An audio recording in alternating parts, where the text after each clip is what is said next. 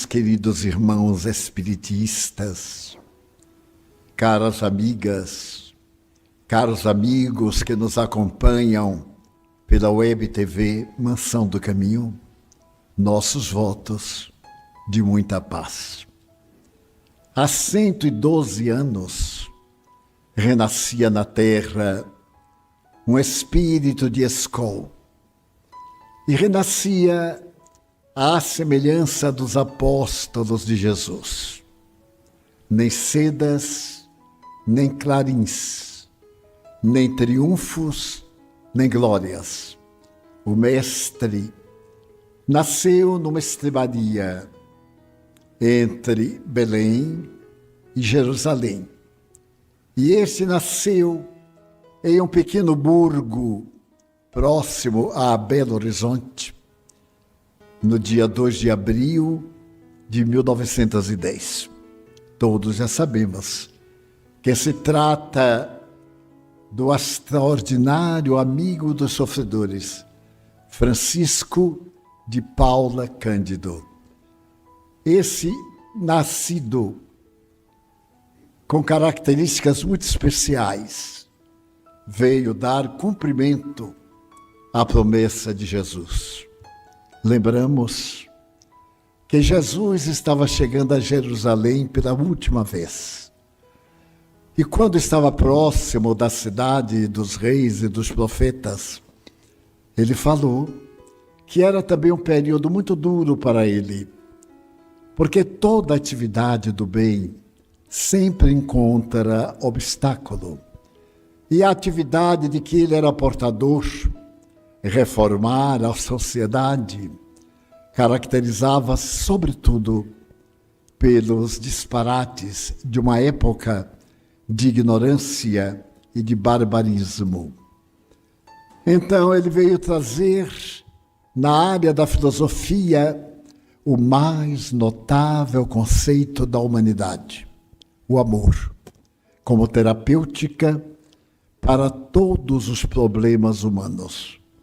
A mim me fascina quando vejo, por exemplo, um dos maiores cancerologistas do mundo, o Dr. Bernie Siegel, da Universidade de Yale, nos Estados Unidos, dizer que o amor é tão poderoso que, se nós realmente amarmos, o nosso cérebro produzirá hormônios específicos e não haverá desgaste em nosso organismo.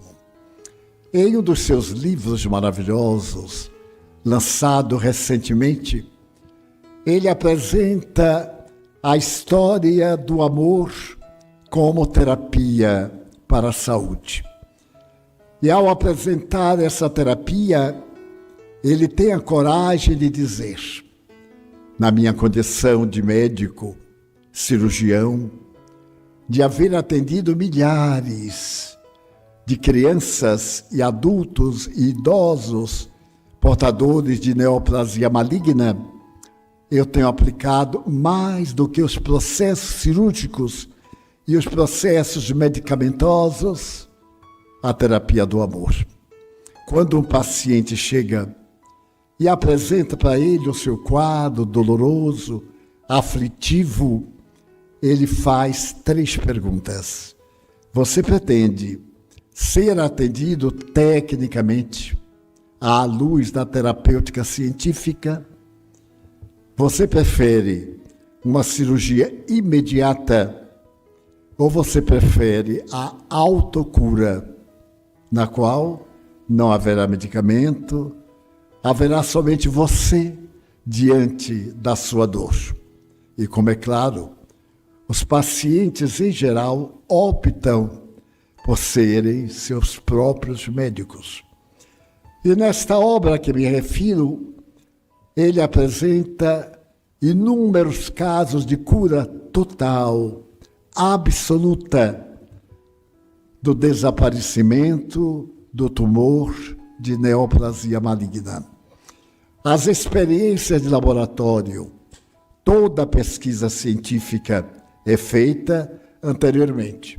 E um paciente assina um documento que optou por fazer terapia mental. Ao invés de ser um canceroso, o indivíduo é alguém portador de câncer. É muito diferente. Porque quem carrega uma coisa, liberta-se dela no momento próprio. Mas quem é a própria coisa não tem o que fazer para poder libertar-se. E é impressionante. Eu acompanho esse médico que eu tive a grande alegria de conhecer pessoalmente nos Estados Unidos há 30 anos. E sempre me reportei às suas experiências terapêuticas da vontade. Ele era materialista, absolutamente ateu. Só acreditava no organismo, nas leis da natureza. E no nosso encontro pessoal, quando ele me convidou para fazer um debate público na universidade a respeito da terapêutica convencional do câncer e a terapêutica da doutrina espírita, ele me confessou largamente que era o espiritualista que acreditava essencialmente no poder da mente, portanto, do espírito. E tivemos um seminário para 1.000 pessoas da universidade, médicos, enfermeiros, paramédicos, somente para eles e alguns doentes de câncer. Ficou registrado na universidade esse trabalho, essa experiência, pela primeira vez em Yale, a grande universidade, considerada uma das 10 melhores do mundo. E nos tornamos amigos.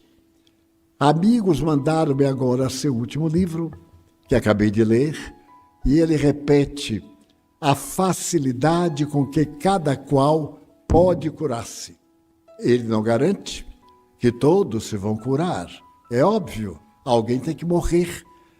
Não creio que seja muito bom termos 300 anos. Com 95 já não aguento mais. Agora imaginem com mais 95. Então o fenômeno da morte é um fenômeno natural. Nada de adjetivos pungentes, dolorosos. É como numa viagem perfurar o pneu. Substitui e nós vamos chegar ao lugar do nosso destino. É uma coisa muito comum, muito natural. Então, dentro desta colocação, ele segue a medicina do futuro. E agora, recentemente, a Organização de Cardiologia Brasileira declarou que os cardiologistas acreditam, defendem e aplicam a tese de que quem tem religião tem menos ataque cardíaco do que aqueles que não têm religião, seja qual for a religião. É que vale dizer que tenha sentido existencial, que tenha uma meta, que haja desenvolvido para si algo de essencial para a existência. E numa das suas obras, o Dr. Borney diz que o câncer não é tão terrível. Agora, a palavra, sim, é terrível. Quando um paciente vai ao médico e recebe o diagnóstico de câncer, ele já acha que já morreu. Só está agora vivendo pouco. Mas se por acaso o médico disser que ele tem uma neoplasia maligna irreversível, o paciente não entende nada, não morre do câncer. Então a mente se encarrega de nos ajudar ou de nos destruir. Nós somos um dínamo gerador de energia. O nosso cérebro, quando é acionado por pensamentos bons, produz um hormônio muito semelhante àqueles que proporcionam bem-estar. Quando somos pessimistas, quando temos muitas dúvidas e desequilíbrios, o nosso cérebro produz uma substância equivalente a qualquer droga degenerativa. E isto é fácil de ver. As pessoas idealistas, as pessoas fraternas vivem muito mais do que os pessimistas, aqueles que cultivam angústia, os que têm a psicose da doença. Então, eles cultivam problemas cujas cargas mentais não suportam aquelas mensagens contínuas de depressão e de angústia. Nessa obra do doutor, nós podemos encontrar uma das belas lições do Espiritismo, o sentido da vida. Morrer não é uma desgraça, é um fenômeno normal. Todo mundo que nasce vai morrer. É apenas adaptarmos a nossa mente, como todo mundo que nasce tem doença. O que é a doença? É a impotência do organismo resistir à invasão de vírus, bactérias e etc. E o que é o indivíduo ter uma vida alegre, jovial?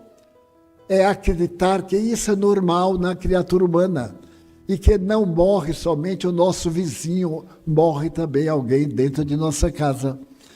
Às vezes encontro espíritas que devem conhecer essa regra, que me dizem, mas meu pai morreu.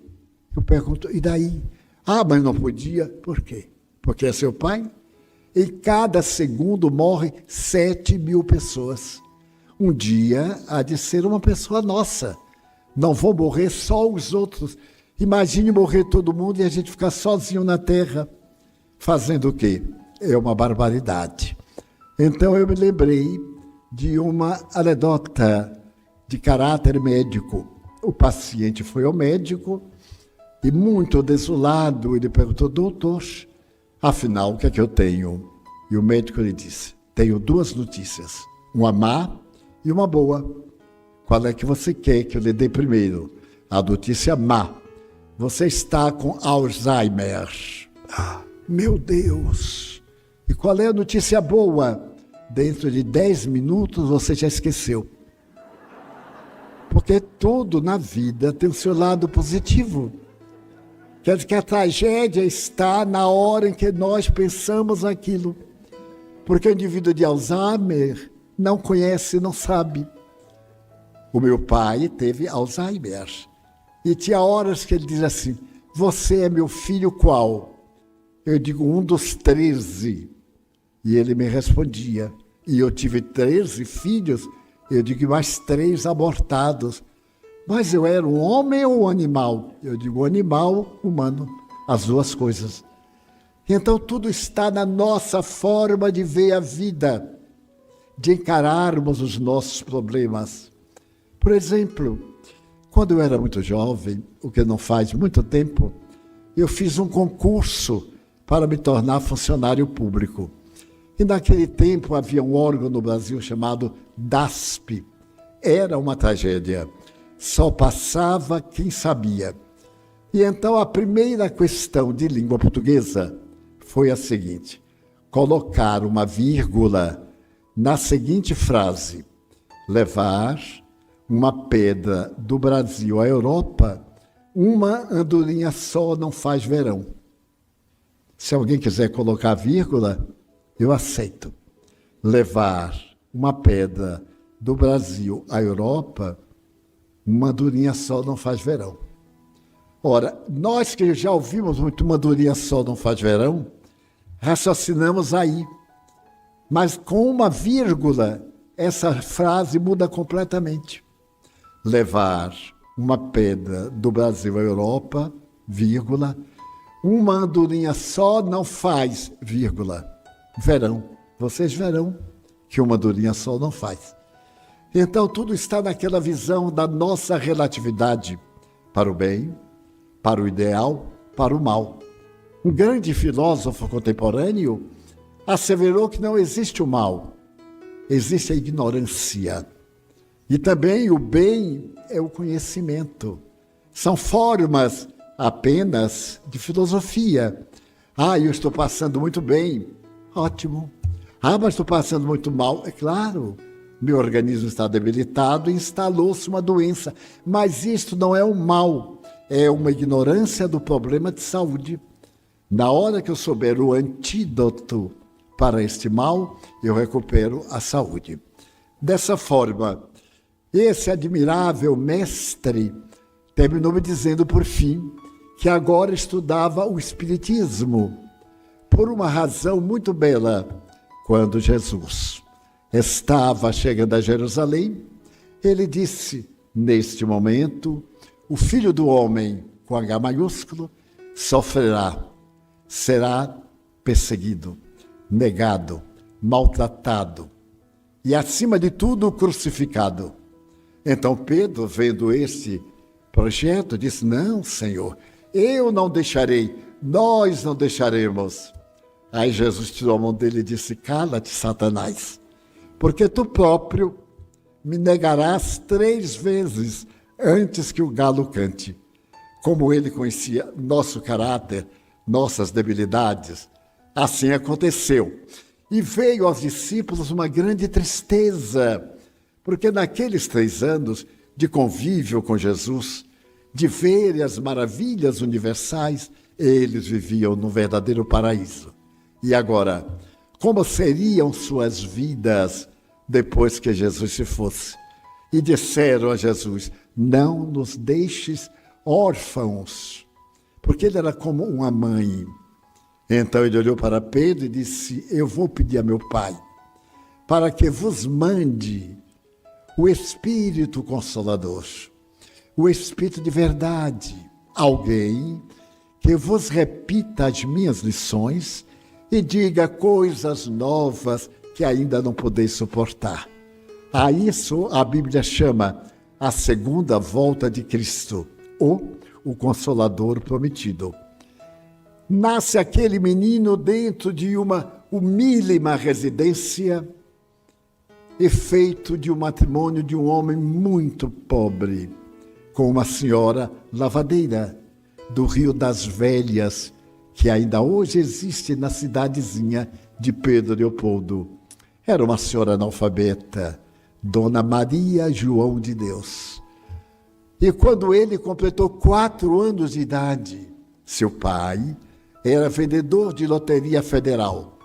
A mãezinha desencarnou e ele ficou profundamente abatido. Era muito católico já aos 4 anos. E no dia de tempestade, aquela região entre morros sempre tem tempestades terríveis. Ele estava na sala e passou a ter medo dos relâmpagos, dos trovões. E a mãe dele, que era morta, aparece à porta e chega até ele e diz assim, Chico, meu filho, venha ver a mensagem de Deus. Pega-o pela mão e leva-o até a porta. Olha a natureza, o bailado, as cores maravilhosas dos raios, o trovão. Então veja, isso é uma música. E esses relâmpagos são a dança. Nunca tenha medo das coisas de Deus. Nasce aí a maior faculdade mediúnica dos últimos séculos. Aquele menino de 4 anos apenas passa a ver o mundo espiritual com a claridade natural de quem tem a percepção do mundo físico. E a sua vida é a mais notável história que a humanidade jamais escreveu. Eu tive a grande felicidade de o conhecer pessoalmente, no ano de 1948. Ele estava com 38 anos e eu estava com 21. Encontramos-nos em Belo Horizonte, porque eu havia sido objeto também de algo muito curioso, como narrei aqui no domingo. A conferência que eu ia fazer em Aracaju, no dia 27 de março de 1947. E no momento eu esqueci completamente o que ia dizer. Então, naquele momento de agonia, eu vi entrar um senhor que eu não conhecia e me disse, acalme-se, fique de pé. porque todo aquele que pretende servir Jesus deve estar sempre de pé. E eu não estou de pé por causa de umas hérnias de disco, a melhor companhia para uma vida de sofrimento. E depois de passar pelas hérnias, fazer várias cirurgias, eu fiquei com uma sequela, que agradeço todo dia a Deus. Mas então, sempre de pé, o que é que vale dizer? Mãos no trabalho.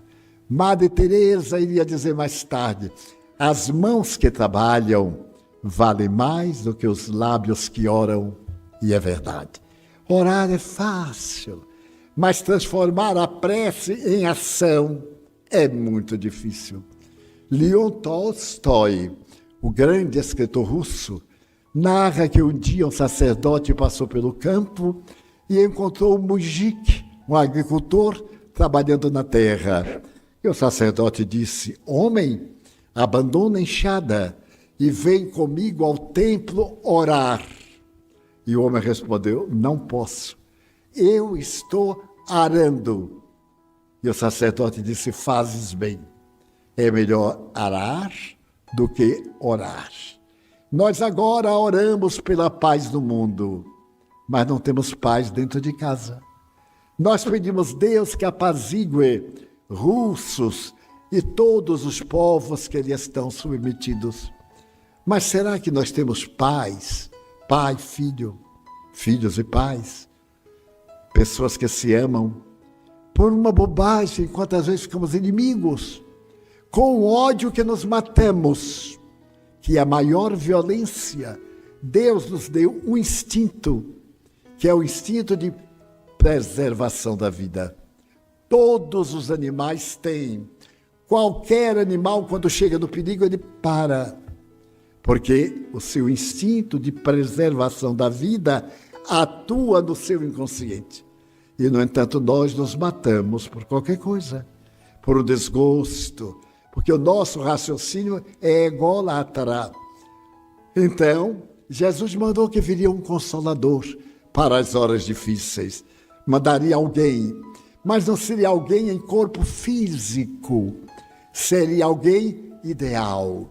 E isto foi o Espiritismo, que apareceu no dia 18 de abril de 1857, através de um livro, o Livro dos Espíritos, que é um tratado de filosofia com 1019 questões, fora as perguntas e respostas, outras de Allan Kardec, que não foram catalogadas dentro daquelas questões que fazem o Livro dos Espíritos. Dessa forma, aquele menino Chico Xavier iria ser a maior demonstração do Consolador na face da terra. Católico, porque toda religião é boa, a depender da pessoa. Nenhuma religião salva a quem não se salva. Eu sou espírita desde muito jovem, mas não é o espiritismo que vai me salvar. São os meus esforços para fazer o que o espiritismo recomenda. Não tenha inimigos, não revide mal por mal, procure ser irmão, do seu inimigo, procure ser útil, deixe na terra pegadas para quem vem depois, seguir os seus pés que levaram ao porto de segurança. Também a igreja não salva ninguém. Ela tem a sua teologia, ela tem o seu código, ela tem as suas leis morais. O católico deve ir pelo menos uma vez por mês à missa, senão ele está falhando. E aqueles 10 códigos da igreja são fundamentais. Eu encontro pessoas dizendo, eu sou católico. Eu digo que frequento a igreja quando posso. Então não é católico, é um simpatizante que não cumpre a igreja. Divaldo, agora eu sou espírita. E você frequenta as reuniões. Quando tem um problema eu vou para resolver. Não é isto. A função da doutrina é nos iluminar. Kardec colocou que o objetivo essencial é nos esclarecer, porque a ignorância é o maior inimigo da criatura humana. Então aquela criança quando estava na escola primária, aos 8 anos de idade, a sua professorinha passou um texto, cada um escrever sobre um grão de areia. E todos aí escreveram sobre um grão de areia. Mas quando ela leu o que Chico Xavier escreveu, ela ficou indignada, porque ele havia colocado uma página de autoliteratura. Não veja no grão de areia a partícula mínima. Quando o sol lhe bate é um diamante, e assim por diante. Todos na escola, inclusive a direção, entenderam que ele havia copiado, alguém havia escrito por ele, e ele havia sido inspirado pelo seu guia espiritual, Emmanuel, que graças à sua atitude moral e elevação espiritual, deixou escritos, entre outros autores, 432 livros. É o autor mais prolífero das Américas. Mas sobre quaisquer assuntos que se imaginem, literatura, artes, ciência, filosofia, religião, divertimento, poesias. Chico Xavier recebeu poetas de Portugal, de outros países no seu idioma. Recebeu várias cartas, consolando as pessoas, porque a sua função de médium, pessoa que está entre o mundo espiritual e o mundo físico, é consolar. Poderá haver maior consolo do que alguém muito querido nosso desencarna. E o Chico cunhou esta frase: a dor da saudade na desencarnação é dupla. Sente saudade quem ficou e sente saudade quem viajou. Porque os espíritos sentem saudade de nós. As lembranças, o carinho, a convivência. E por isso eles fazem de tudo para anunciar que ainda vivem, que continuam, que a vida é ininterrupta. Não estamos em duas vidas, mas em uma vida, em duas faces, a material e a espiritual. A espiritual é permanente. Antes do berço, nós vivemos. Depois do túmulo, nós vivemos. Então, nós temos a vida natural, física, e a vida real, a do espírito imortal. E Chico Xavier irá tornar-se o mais notável médium polivalente. Polivalente. No ano de 1954, eu tive um problema na garganta e fui diagnosticado com um câncer em São Paulo. E o médico disse que valia a pena, de imediato, eu fazer uma cirurgia. 54. Ainda não havia a técnica moderna. Mas eu lhe expliquei que morava na Bahia, em Salvador, e queria vir me despedir de meus pais. Como eu era funcionário público, o meu instituto mantém, no Rio de Janeiro, na cidade de Correias, um dos melhores hospitais do Brasil. E que eu iria fazer no instituto, porque eu não pagava nada. Então eu fiquei afônico, quase não podia falar, com dores muito fortes. Antes de vir a Salvador, eu passei por Belo Horizonte, avisei a Chico, e que iria visitá-lo. São pouco mais de 80 quilômetros entre uma cidade e outra. Então eu ia visitá-lo na próxima quarta-feira. Estando em Belo Horizonte, eu já tinha vários amigos e combinamos com 3 deles irmos fazer uma visita ao venerando amigo. Nós fomos. Naquele tempo houve uma sessão e eu estava com muitas dores na garganta. E o Chico fez de conta que não notou, porque quando começou a reunião, ele ficava escrevendo, e um orador, outro, o tempo que ele escrevia, de 8h30 até 2h. E então ele me pediu para falar. Eu disse, mas não é possível. Ele sabe que me dói muito e que não aguento, mas aí eu fiz um esforço e falei. Falei 1h e pouco. Mais tarde, ele me fez um outro bilhete, Dr. Bezerra de Menezes, e pediu que eu falasse até ele acabar. Eu digo, nossa, ele quer me matar, não é possível. E aí fiquei falando, fiquei rouco, fiquei de qualquer forma. E quando terminou a reunião, nós fomos à casa do seu irmão. Porque em Minas existem os melhores acepipes e guloseimas, as coisinhas feitas em casa, a broa de milho e 1 milhão de outras coisas.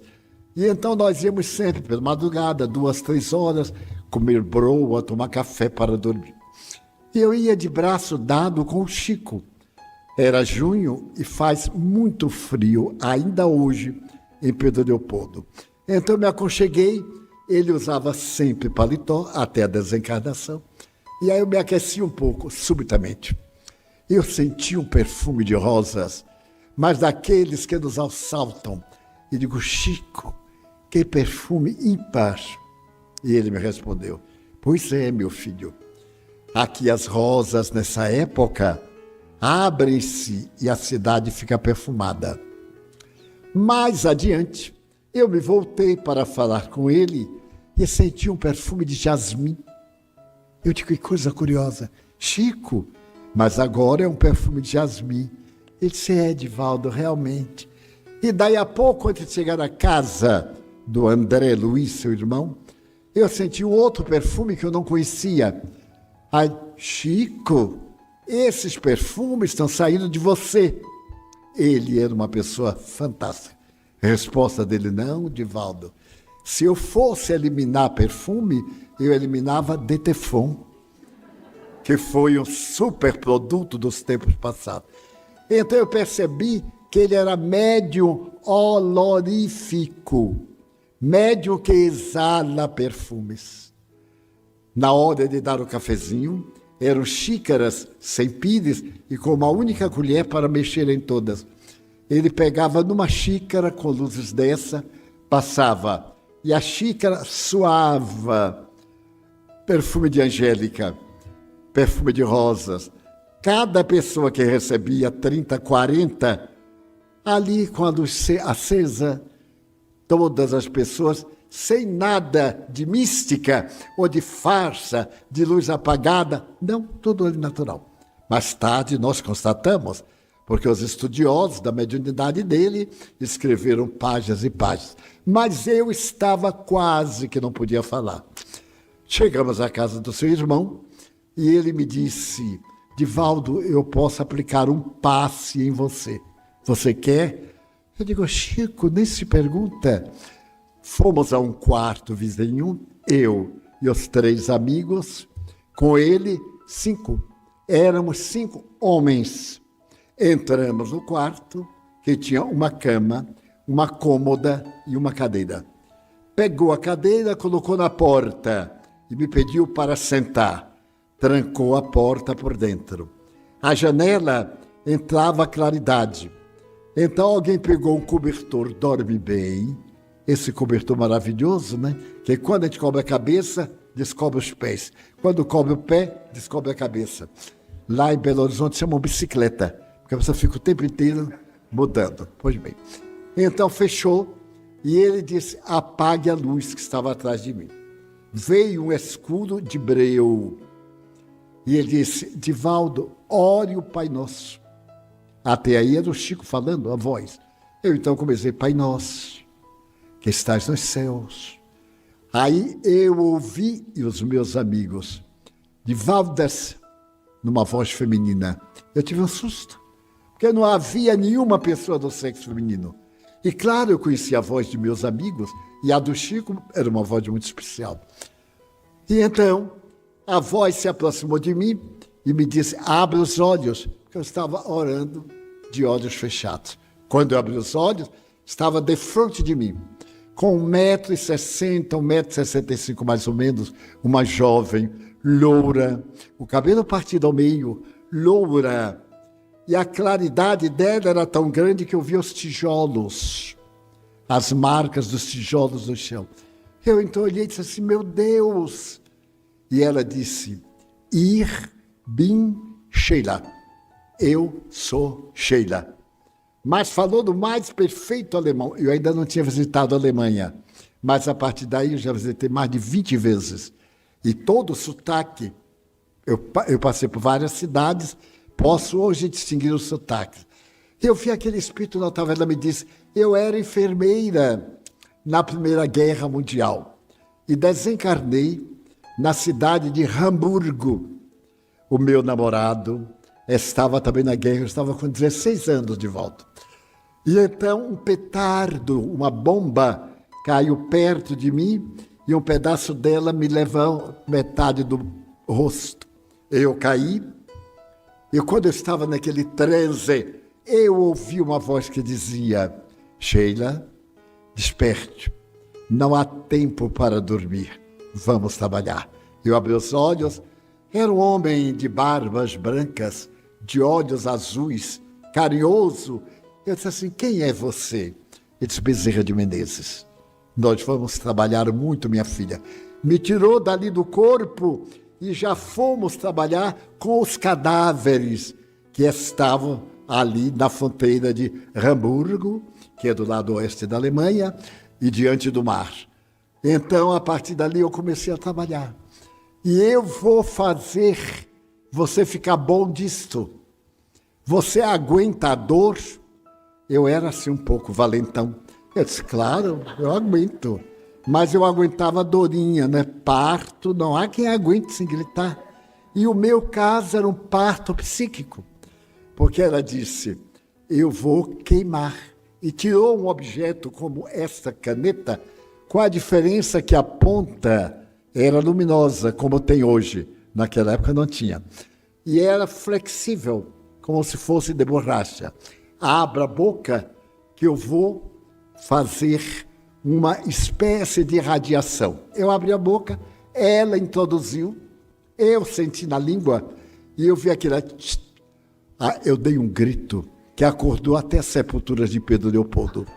Daqueles gritos assim rasgados, porque eu não esperava. Onde é que me arranjaram uma dor? Era queimando o tal do câncer. Aí ela tirou e disse, você não falou que aguentava a dor? Eu disse, mas eu aguento dor, que isso, esse escândalo? Ela disse, mas vai ter novamente. Eu digo, não, minha irmã, eu já estou ótimo. Muito obrigada, não vai ter. Aí abri a boca novamente, uma segunda dose. Fiquei absolutamente curado naquela hora.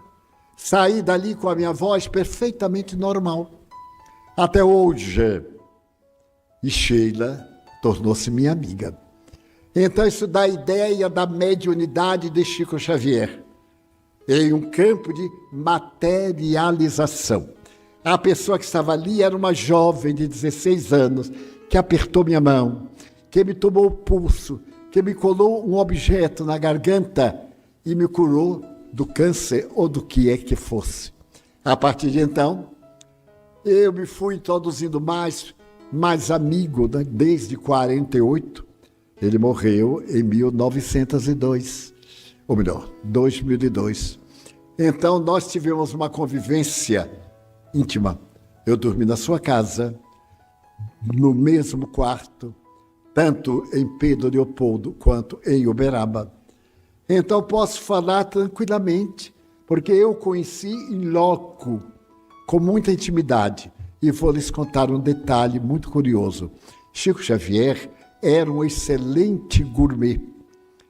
Cozinhava muito bem, principalmente uma comida muito difícil, quiabo com galinha, que todo Belo Horizonte, Minas Gerais, usa. Eu não posso ver nem o quiabo e menos uma galinha. Já me lembro de Belo Horizonte.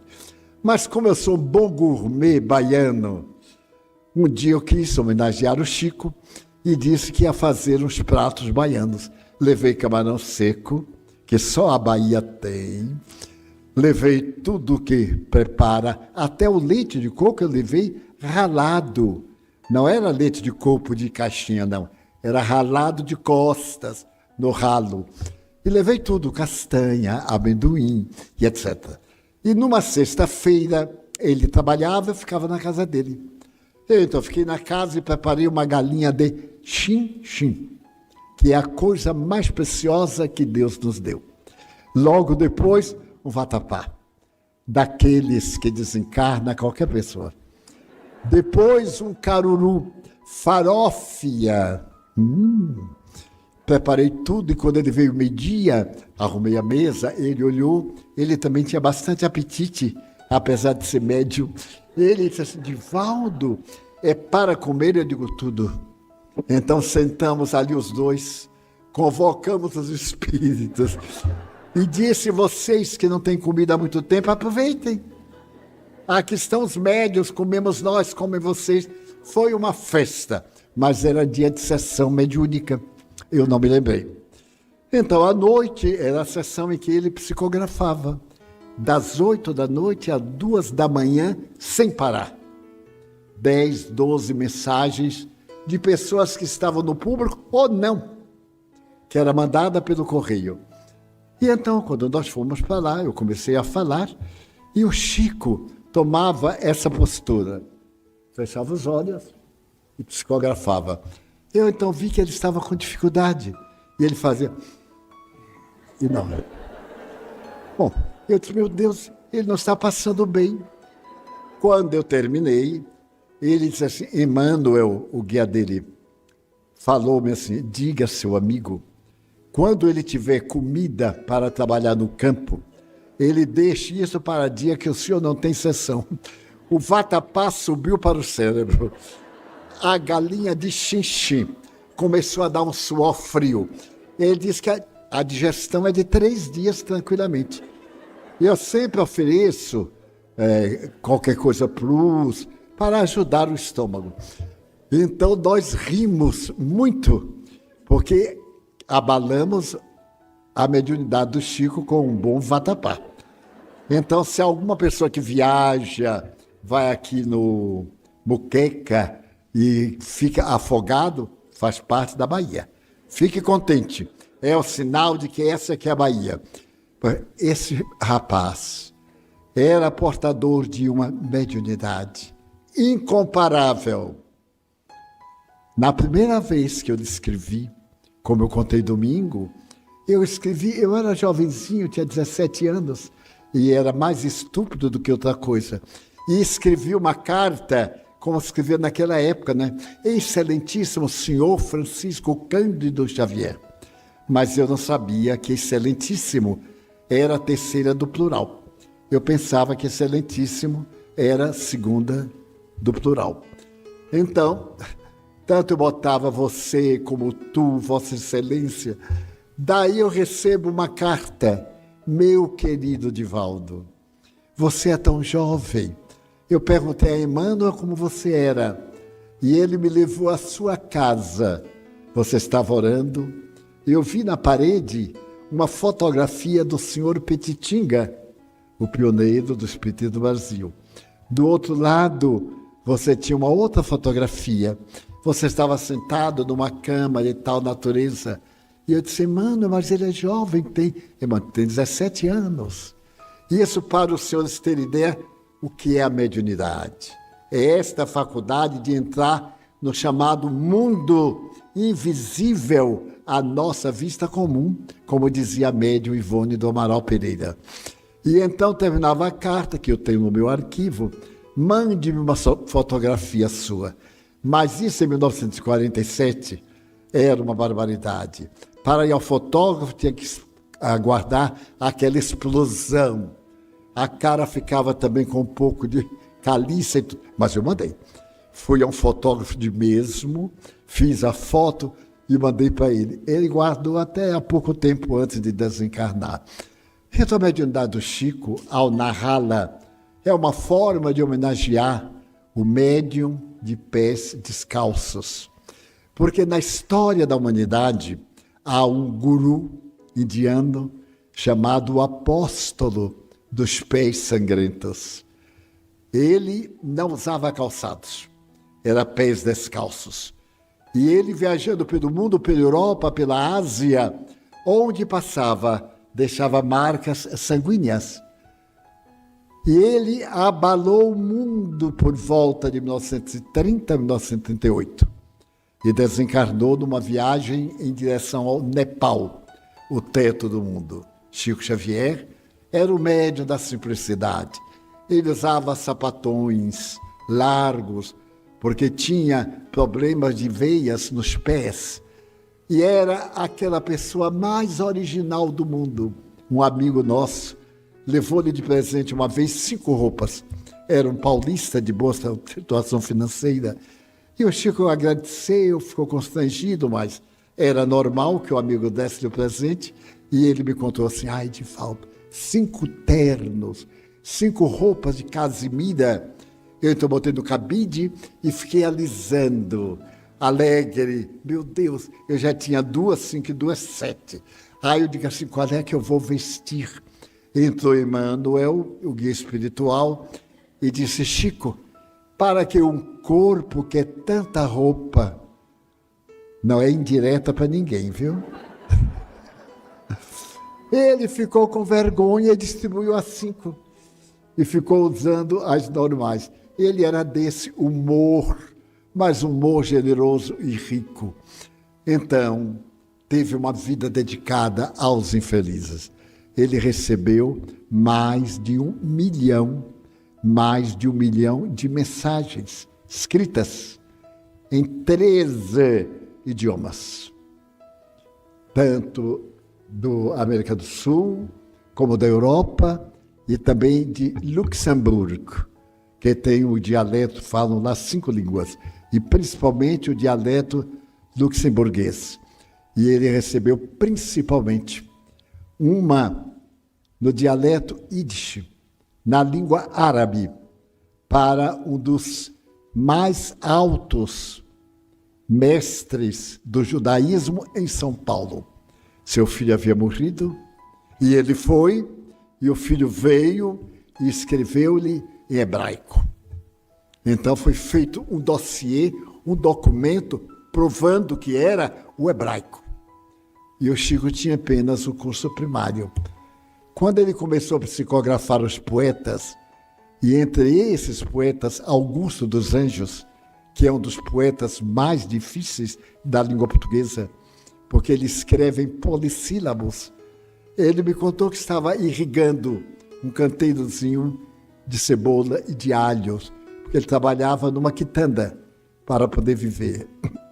E Augusto dos Anjos chegou e ele estava molhando. Augusto dos Anjos disse, mas você é o médium através de quem eu vou me comunicar? Ele disse, não sei. Os que se comunicam comigo nem pedem licença. E Augusto dos Anjos disse, vamos ver. As palavras que eu tenho o senhor não conhece, porque são todas muito difíceis. E ele disse que riu muito do espírito, mas como é que eu vou usar um plantador de alho e cebola para traduzir a riqueza da língua portuguesa? E escreveu Parnaso de Além-Túmulo, 50 poetas diferentes, cada um no seu estilo. E até hoje é a maior obra de literatura poética que a humanidade jamais teve. Quando Humberto de Campos era imortal, ele disse no seu discurso, se este homem é o imitador dos nossos estilos, ele merece uma vaga aqui na academia, mas não uma vaga, 12 ou 13 vagas, porque ele escreve melhor do que 12 ou 13 de nós. E morre Humberto de Campos. Daí a 5 meses começou a escrever por ele. Escreveu quase 10 livros. Então é este homem que hoje o Brasil celebra e que através da TV foi considerado o maior vulto do Brasil de todos os tempos, por causa das suas peculiaridades. Era um homem que estava entre 2 mundos, era interexistente, estava entre as 2 faixas da matéria e da vida espiritual. A nossa homenagem, porque nossa casa deve-lhe muito. Eu me encontrava com ele numa cidadezinha próxima de Pedro Leopoldo. Eu o visitava 2 vezes por ano.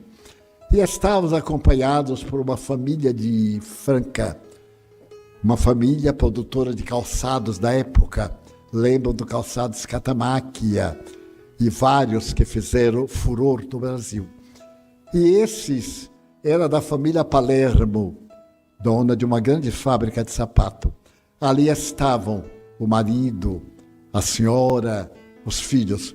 E o Chico olhou para mim e pediu à dona da casa: Ermelita, traga-me um caderno.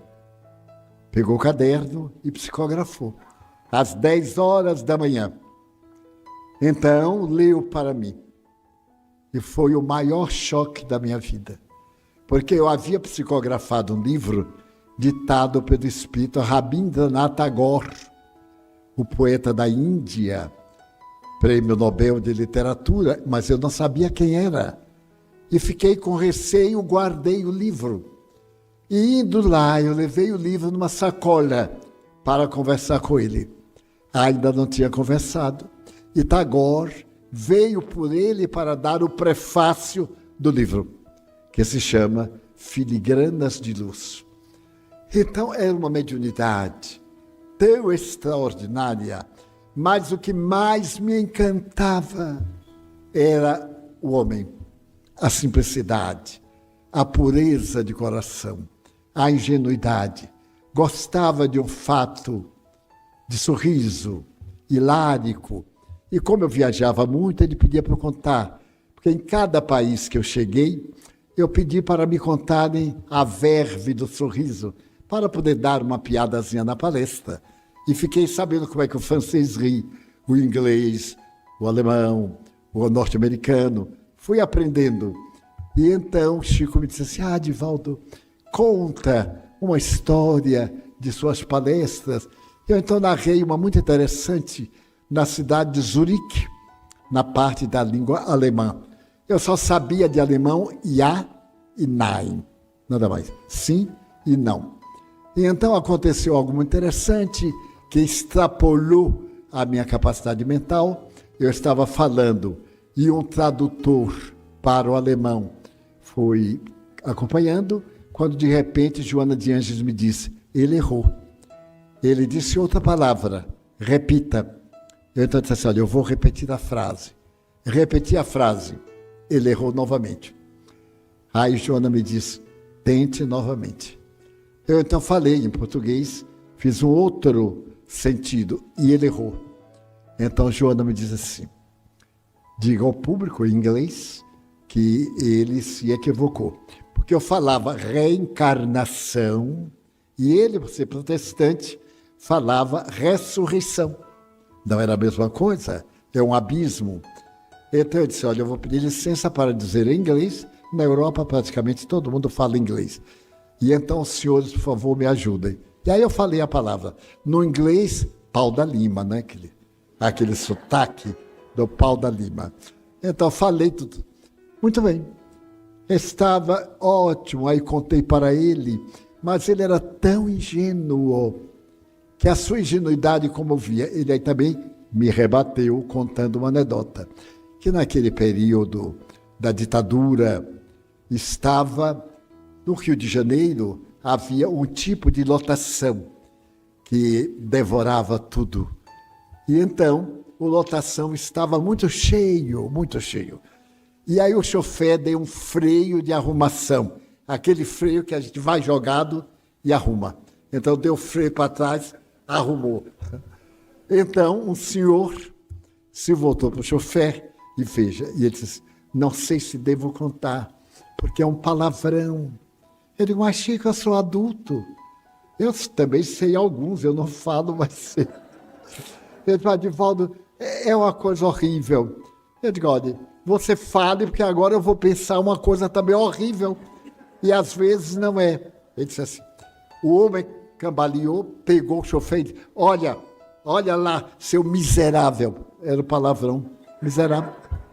Olha, seu miserável, eu já sou coronel. Ele disse assim: eu também já fui soldado. Outra. Era um caso assim que a gente ria para achar graça, mas não tinha graça nenhuma. Então essa é a alma gloriosa de Chico Xavier. Ele trabalhou até a hora da morte. 440 livros a lápis, depois datilografados, depois digitados, ele mesmo, sozinho. deu todos os direitos autorais a umas 30 editoras. A Federação Espírita Brasileira, ele deu 110. Os primeiros 110. E os outros, a várias editoras, inclusive uma nossa, em parceria. Eu escrevi umas mensagens, ele escreveu as mesmas. A pessoa pode confrontar para ver o estilo. O amor persiste. Então, é um vulto que nos fascina, que era o verdadeiro espírita fiel. Tentaram comprá-lo várias vezes. Nunca aceitou uma moeda de ninguém. Quando um homem muito rico do Rio de Janeiro, que era judeu, desencarnou, deixou para ele, em 1939, 90 mil réis, que era a moeda. Quando ele soube, imediatamente ele transferiu para a Federação Espírita Brasileira. Um outro foi visitá-lo e levou um automóvel novo de presente, porque ele adorava caminhar. Olha aqui, Chico, você vai aos bairros. Então Eurípides vai dirigindo. Ele ficou deslumbrado com aquele carro. E um amigo estava lá com ele, com muitos problemas, muita necessidade. Ele então perguntou o que é que o homem precisava. Eu precisava de um carro para o meu trabalho. Então leva este, meu filho. Eu ganhei hoje, leva este. Dava com o coração. Agora um fato anedótico, mas real. As filas enormes. E quando eu ia, ficava ao lado dele, para alguma necessidade.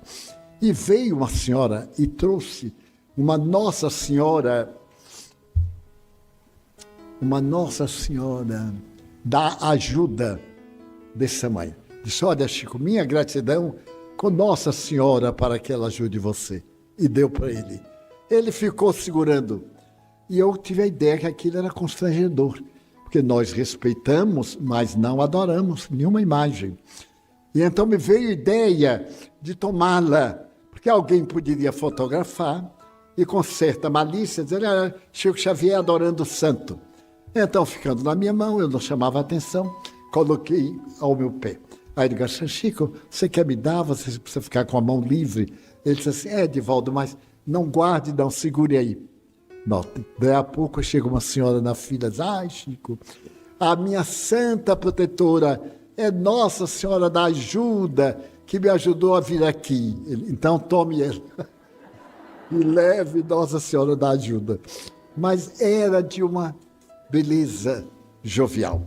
Para concluir, ele atendeu uma senhora e ela disse, Chico Xavier, eu quero divorciar-me do meu marido, logo que veio o divórcio. Sou casada com este maldito há 25 anos. Há 25 anos que ele bebe e chega em casa insuportável. Eu, então, estou seguindo o Evangelho. Perdoar 40 vezes 7. São 480 vezes. Eu já perdoei mais de 2.000 vezes. Então, eu quero agora me divorciar e, naturalmente, eu não vou vê-lo nem na outra encarnação. Que lhe parece, Chico?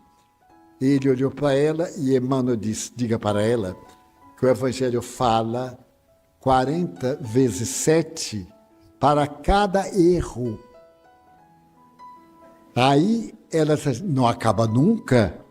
Emmanuel disse, não acaba nunca. E a mulher se foi. Daí a um mês, ela voltou de luto.